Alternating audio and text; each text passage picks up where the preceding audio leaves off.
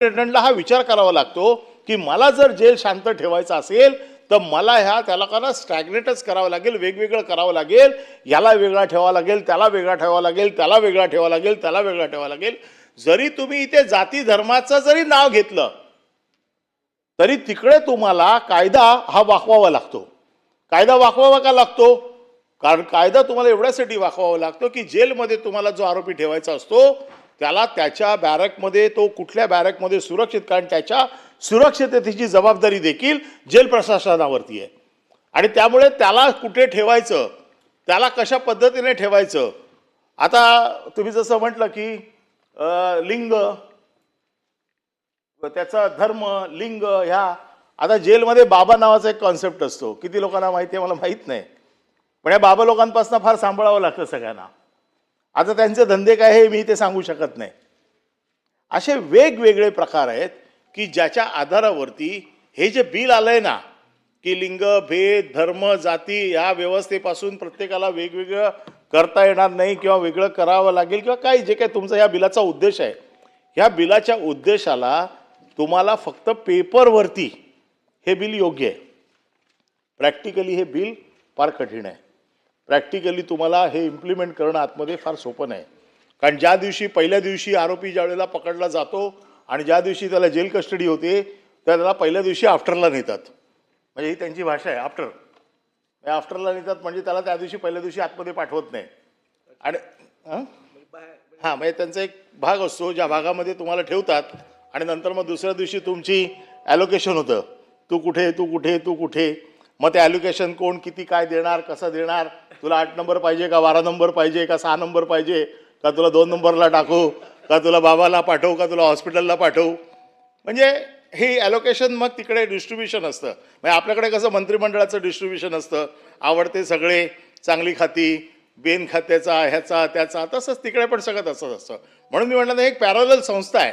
या पॅरलल संस्थेमध्ये, कारण मी आता बाकीच्या त्या भ्रष्टाचार, त्यांचं कसं दुकान चालतं, काय चालतं, जेल सुपरिटेंडंटचं आजच्या तारखेला काय उत्पन्न, या सगळ्या गोष्टीत मी जात नाही, कारण तो एक वेगळा डिबेट आहे.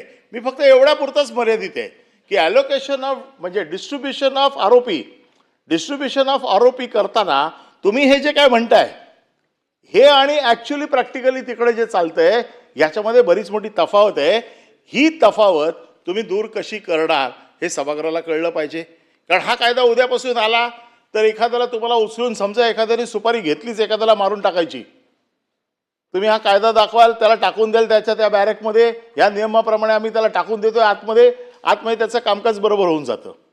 त्याला काय जास्त काय करावं लागत नाही. ते त्याला बरोबर अशा पद्धतीने घेऊन जातात. ते सगळं ठरलेला सेट पॅटर्न आहे तिकडे.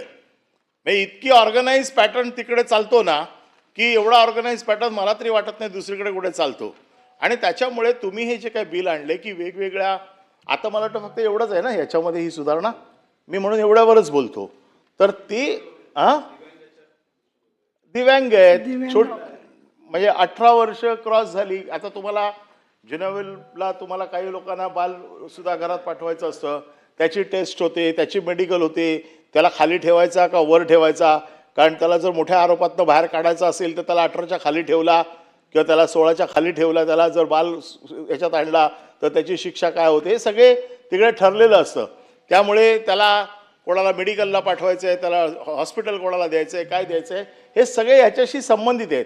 आमचं एवढंच म्हणणं आहे की हे जे काही बिल आपण आणलेलं आहे ह्या बिलाशी सुसंगत खाली त्याची व्यवस्था व्यवस्थित चालेल हे थोडं आपण जर सभागृहाला अश्योर केलं की ह्या बिलाचा आधार घेऊन आम्ही ही कायद्यामध्ये दुरुस्ती करून आम्ही त्या दुरुस्तीच्या आधाराने लोकांना किंवा जे आतमध्ये कैदी जातील त्यांच्यावरती कुठला अन्याय होऊ देणार नाही, एवढा जर तुमचा ॲश्युरन्स मिळाला तर आम्हाला या बिलाबद्दल काही ऑब्जेक्शन नाही.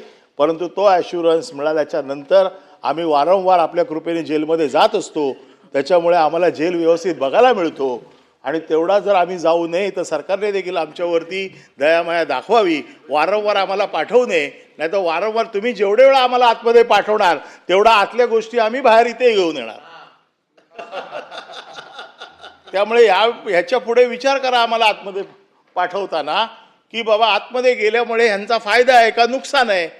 तर मला असं वाटतं की जे सरकारने बिल आणलं याच्यावरती काय ऑब्जेक्शन असायचं कारण नाही. परंतु ज्या बिलाचा उद्देश जर चांगला असेल तर त्याची अंमलबजावणी देखील चांगली असली पाहिजे, हे सरकारने ॲश्युअर करावं.